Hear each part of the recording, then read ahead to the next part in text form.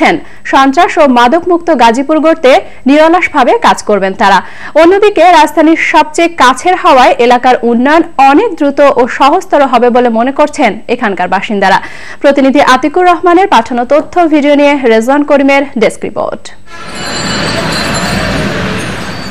গাজীপুর পৌরসভার কোনাবাড়ি, বাসন, কাশিমপুর, কাউলতিয়া ও টঙ্গী পৌরসভার গাছা ও পুবাইল ইউনিয়ন নিয়ে বাস্তবায়ন হতে যাচ্ছে গাজীপুর সিটি কর্পোরেশন, যার আয়তন ৩১০ বর্গ কিলোমিটার ও ভোটার সংখ্যা প্রায় ১০ লাখের মতো।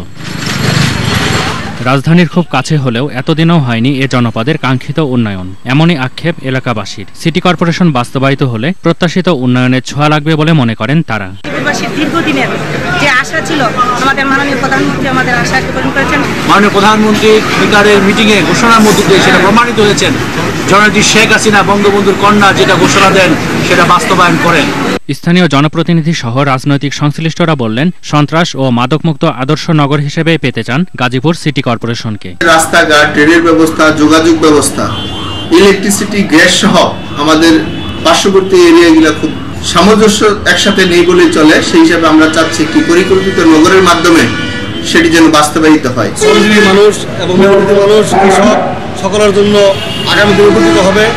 দেশের গভর্নমেন্টের সরকার অচিরেই গাজীপুর সিটি কর্পোরেশন বাস্তবায়ন ও নির্বাচনের ব্যবস্থা করবে, এমনই প্রত্যাশা এলাকাবাসীর। রেজওয়ান করিম, মোহনা, ন্যাশনাল ডেস্ক। এ পর্যায়ে নিচ্ছি মার্কেন্টাইল ব্যাংক লিমিটেড সংবাদ বিরতি। এরপর অন্যান্য সংবাদের সঙ্গে থাকছে